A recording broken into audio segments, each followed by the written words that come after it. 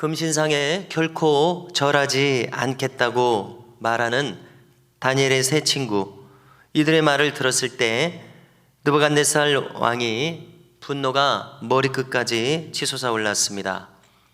그래서 그들을 향해서 정색을 하면서 명령을 했습니다. 풀무불을 7배나 뜨겁게 하라. 그리고 그들을 집어넣으라 명령합니다. 그것을 집행한 집행자들은 군인들이었는데요, 그 셋을 결박했습니다. 풀무불에 집어넣었습니다. 그런데 그 불이 얼마나 세었던지 그 셋을 붙들었던 자들이 다 죽고 말았습니다.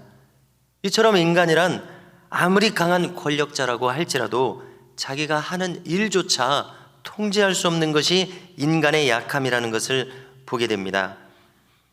이렇게 사드락과 메삭과 아벳느고는 극렬히 타는 풀무불 속에 떨어지게 되었습니다.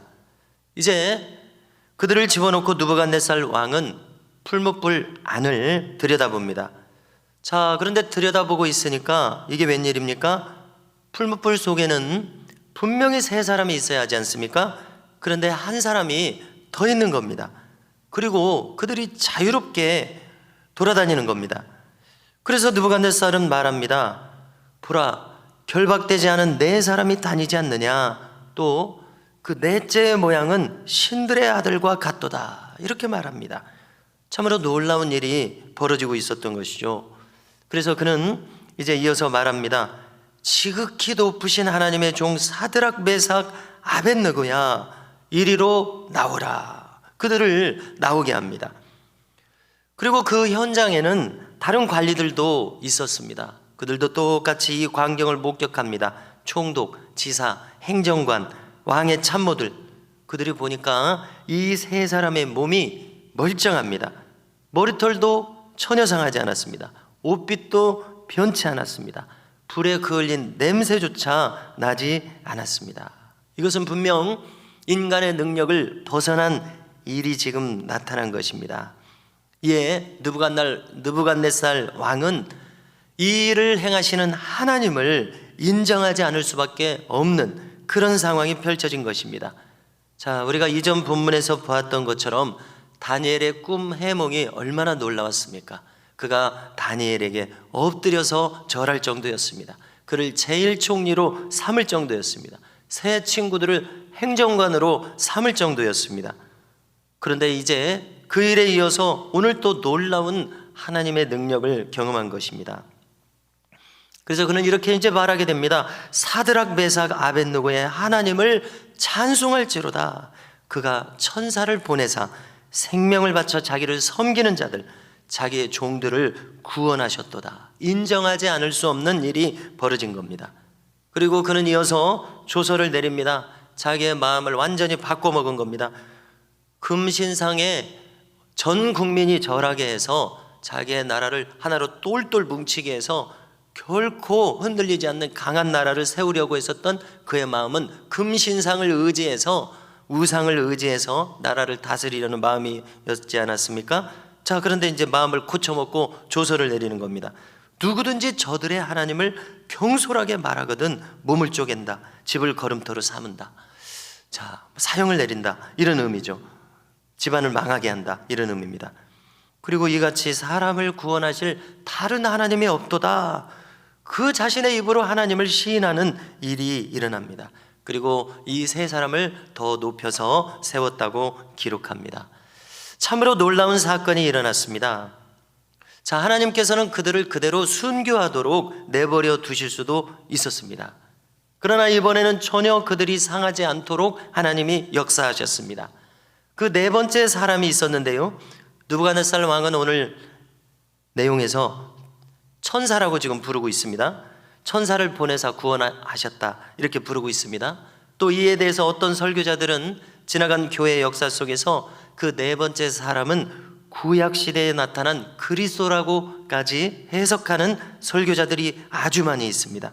자, 우리는 정확한 것을 알 수는 없습니다. 그런데 우리가 나중에 이 다니엘서에서 비슷한 장면들을 더 읽게 됩니다. 두 가지를 떠올릴 수 있는데요, 7장을 나중에 보신다면요, 인자 같으신 이가 영존하시는 이 하나님을 가리키는 것이죠. 그분에게 나오니까 그 인자 같은 이에게 영원한 권세를 부여하시는 장면을 다니엘이 목격합니다.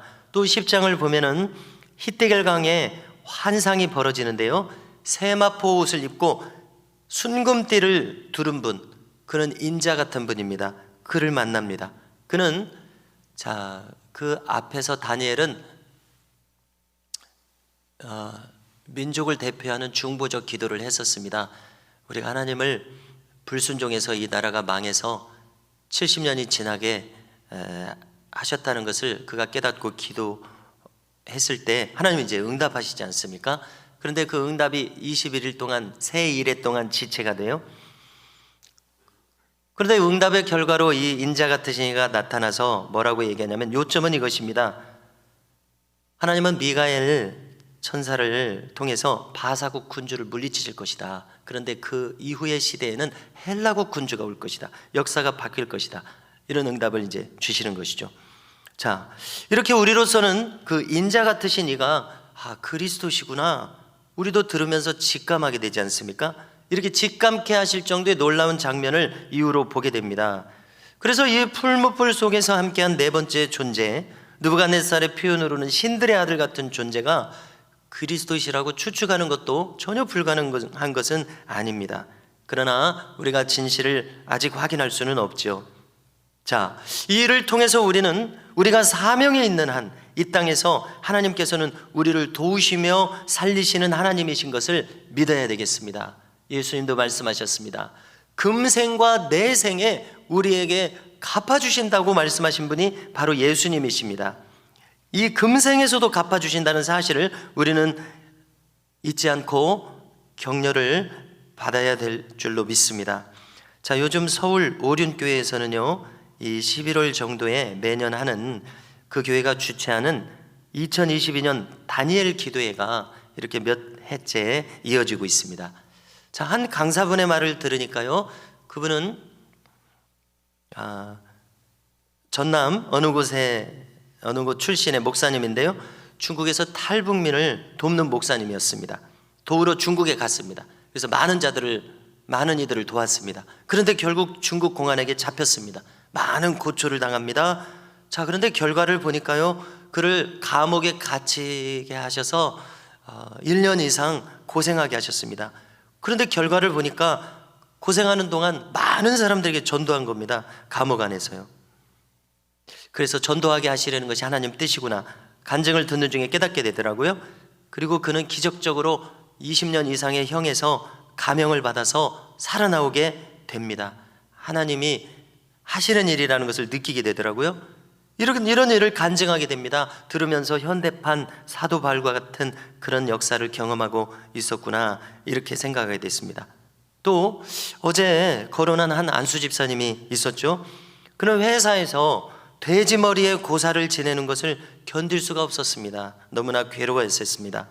자, 그런데 하나님께서는 어떻게 하냐면요, 그분을 다른 회사의 홍보 책임자로 스카우트 되도록 옮기시는 일이 있었습니다. 그리고 그가 또 하는 마케팅이 또 전국 단위에서 성공하도록 이렇게 축복하시는 것을 옆에서 지켜봤습니다.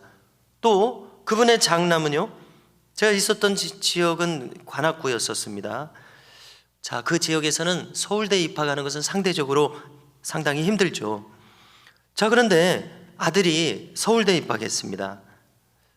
아들도 열심히 했겠습니다만은, 자, 어째 하나님의 도우심이 아닐까, 이런 생각이 저에게 들어졌습니다. 자, 이분은 또 나중에 장로님으로 세워집니다. 가만히 그분이 회의하시는 성향을 보니까 어떤 문제가 있어서 교회에서 문제를 다루지 않습니까? 그러면은 어디에 집중하냐면 문제를 어떻게 좋게 해결할 것인가.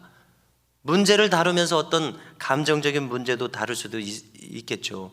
그런데 그거는 전혀 신경 쓰지 않는 거예요. 어떻게 하면 문제를 잘 해결할까, 여기에 집중해서 발언하는 것을 제가 목격했습니다. 이것이 이분의 장점이구나, 그렇게 느끼게 되었습니다. 성도 여러분, 우리는 먼저 하나님의 주권을 인정해야 되겠습니다. 그리고 우리는 신자의 마땅한 자세를 가져야 되겠습니다. 하나님께서는 특정한 상황 속에서 우리를 좋게 구원하실 수도 있습니다. 그러나 그렇게 안 하실 수도 있습니다. 하나님 주권입니다. 자, 오늘 이 세 사람은 하나님이 어떻게 하실 것이냐에 관계없이 하나님께 변함없는 충성으로 나아갔었습니다. 그때 하나님께서는 가장 선한 길로 그들을 이끄신 것을 우리가 함께 읽었습니다. 우리에게도 그렇게 하실 것이라는 겁니다. 금생과 내생에 우리 주님은 우리에게 약속하셨습니다. 행한 대로 갚으실 것을요. 우리는 이것을 믿어야 되겠습니다. 그래서 변함없는 충성함으로 나아가겠다는 이 믿음으로 오늘 하루도 승리하시는 저 우리 모든 교우들이 되시기를 주님의 이름으로 축원합니다.